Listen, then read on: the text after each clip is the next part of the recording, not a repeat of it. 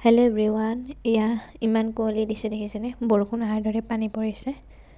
যোৱাকালিৰ পৰা খুবেই ঠাণ্ডা দি আছে আৰু আকাশখন একেবাৰে ডাঠ কুঁৱলীয়া পৰি আছে। ৰাতিপুৱা উঠিয়েই ভিডিঅ'টো আৰম্ভ কৰিছিলোঁ। এইটো ভিডিঅ'টো মই মোটামুটি 7:30 বজাত কৰা গৈছিলে ভিডিঅ'টো, আৰু 7:30 বজাত দেখিছে কিমান ডাঠ কুঁৱলী। এয়া একো চিনিয়ে নাপায়, একেবাৰে বৰষুণ অহাৰ দৰে টোপাল টোপালকৈ নাৱৰ কুঁৱলীবিলাক সৰি আছে। মানে মাটিৰ ফালে চালে যেন বৰষুণে আহিছে তেনেকুৱা অনুভৱ হয়। বিৰাট ঠাণ্ডা পৰিছে এইকেইদিন। আপোনালোকৰ ফালেও ঠাণ্ডা পৰিছেনে? আমাৰ এইফালেতো গুৱাহাটীৰ ফালে পূৰা ঠাণ্ডা আৰু পূৰা কুঁৱলী। যোৱাকালিতো দিছে আৰু অহাকালিও দিব চাগে। বহুত কুঁৱলী দি আছে। এয়া কুঁৱলী দিলেনো কি হ'ব, আমি আমাৰ কামখিনিতো কৰিবই লাগিব। ঠাণ্ডা গৰম বুলি হাত পাতি বহি থাকিব নোৱাৰোঁ। সেয়েহে উঠি এয়া মুৰ্গীকেইজনীকো এৰি দিলোঁ। সিহঁতৰ খাদ্য বিচাৰি গ'ল। আৰু এয়া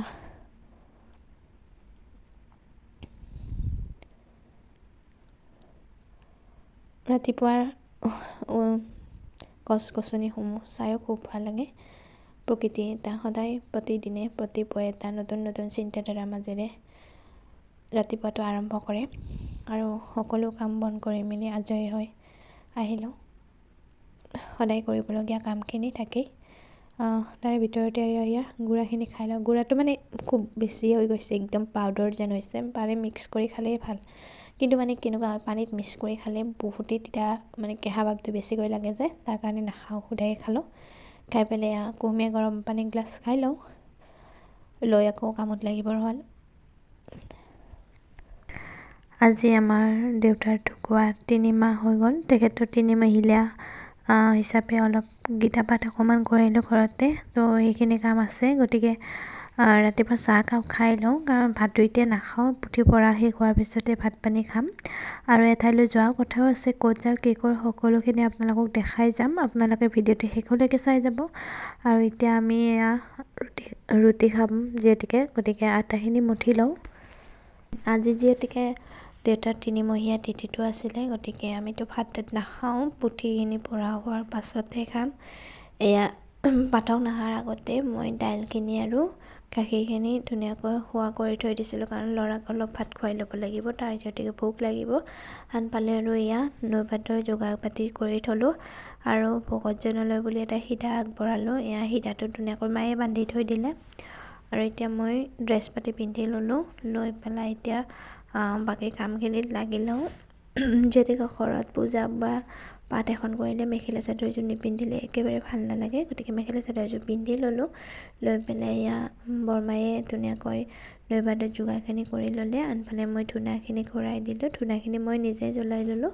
লৈ পেলাই ধুনীয়াকৈ গোটেই ঘৰকেইটাতে ঘূৰাই দিলোঁ। আৰু দেখিছে নহয়, ধূনাটো ইমান ধুনীয়াকৈ জ্বলিছে, খুব ধুনীয়া এটা ধূনাৰ গোন্ধ ওলাইছে। আৰু ধূনাৰ পোহৰ মানে যিটো ধোঁৱা, সেই ধোঁৱাটো গোটেই ঘৰটোতে বিয়পি পৰাৰ পাছত যে ঘৰটো মানে কিবা এটা ভাল লাগে। আৰু এয়া খুৰীহঁত আহিছে, তো তেখেতসকলে আহি বহিছে। আনফালে ভকতজনে ইমান ধুনীয়াকৈ গীতাৰ কথাবিলাক বুজাই দি আছে নহয়, মানে কাষত বহি শুনিয়েই থাকিবৰ মন যায়। কিন্তু মইতো আৰু শুনি থাকিব নোৱাৰোঁ, কাৰণ মই চাহ বনোৱা কিবাকিবি কৰা এইবিলাক কামবিলাক থাকে। গতিকে ভকতজনৰ পুথি পাঠ পঢ়া শেষ হোৱাৰ পাছতে চাহ খালে। কিন্তু আমাৰ সাধাৰণতে মানুহে মাজতে মানে পুথি চাই থকাৰ মাজতে চাহ দিয়ে, চাহ দিলে তেনেকৈ খায়। আচলতে ভকতজনৰ খুবেই নিয়ম আছিলে, তো তেখেতে একেবাৰে খোৱা মানে পুথি পঢ়া শেষ হোৱাৰ পাছতে খাবলৈ ল'লে। আৰু তেখেতসকলক বিদায় দি মেলি মোৰ একেবাৰে ৰেষ্ট নাই। গধূলিয়ে হৈছে, 5টামান বাজিছে। এই 5টামান বজাতে মই আজি ভাত বনাবলৈকে আহিছোঁ, কাৰণ এতিয়া আমি আকৌ মেডিকেললৈ যাব লাগিব। যিহেতুকে মেডিকেলত বাইদেউহঁত আছে, তো মানে সিহঁতৰ কাৰণে অলপ ভাতো লৈ যাম বুলি ভাবিছিলোঁ। চ' সেইকাৰণে দৌৰা দৌৰিকৈ এয়া ফুলকবি আলুৱে ধুনীয়াকৈ ভাজি এখন বহাই দিলোঁ। আনফালে দাইলখিনিতো হোৱা কৰি থৈ দিছিলোঁৱে। আৰু এতিয়া মই এফালে কণী বইল হ'বলৈ দিছোঁ। যিহেতুকে মেডিকেলত থকা কথা, মাছ মাংস নিলে জানো কেনেকৈ খাব বা খাবও অসুবিধা হয়, সেয়েহে কণীকে লৈ যাম বুলি ভাবিলোঁ, আলুৰ দম কৰি। তো সেইকাৰণে কুকাৰত বহাই দিলোঁ। আনফালে মোৰ এনেকুৱা এটা পৰিস্থিতি হৈছে, ভাত খোৱাটো দূৰৰে কথা, দিনটো আজি একেবাৰে ভাত খোৱা নহ'লেই। আৰু মানে চাহখিনি খাবলৈও মোৰ শান্তি নাই। তো এফালে কাম কৰি আছোঁ, আনফালে চাহ খাবলৈ লৈছোঁ। এইকেইদিন মানে কেনেকুৱা হৈছে মোবাইলটোত একেবাৰে সময় দিব পৰা নাই, আনফালে মনটো একেবাৰে বেয়া। আৰু এতিয়া মোৰ সকলোখিনি কাম হৈ গ'ল, ভাত পানী বনোৱা কাম।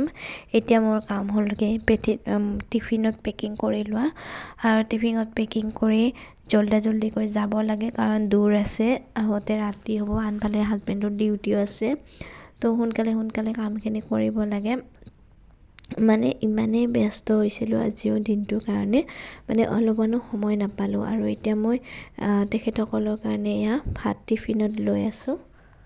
এইটো সমস্যা হয়তো সকলোৰে হয়, আৰু যাৰ ঘৰত ল'ৰা এজনে থাকে তেখেতসকলৰ খুবেই অসুবিধা হয়, যেতিয়া মানে মেডিকেলত থাকিবলগীয়া হয়, কোনো ৰখাওঁতা নাথাকে, কোনো যাওঁতা মানুহ নাথাকে। তো তেতিয়া অকলে মেনেজ কৰিবলৈ খুব দিগদাৰ হয়। আৰু মই টিফিন পাতি পেকিং কৰি ল'লোঁ, লৈ পেলাই এয়া যাবলৈকে ওলালোঁ। যেতিয়াকে মেডিকেলত যাম, ল'ৰাক লৈ নাযাওঁ, সিও দিগদাৰ কৰি থাকে, আমনিও পাব। সেয়ে তাক পেহীয়েকহঁতৰ লগত থৈ পেলাই আমি যাবলৈকে ওলালোঁ। আৰু এতিয়া আমি এয়া মেডিকেল আহি পালোঁ, বাকীখিনি ভিডিঅ' নকৰোঁ। আৰু আজিলৈ ভিডিঅ'টো ইমানেই আছিলে, বহুতখিনি দীঘলীয়া হ'ল আৰু ভিডিঅ'টো আপলোড কৰোঁতে খুব দেৰি হৈ গ'ল। আশা কৰোঁ আপোনালোকে ভিডিঅ'টো চাই নিশ্চয় ভাল পালে। আজিলৈ বাই।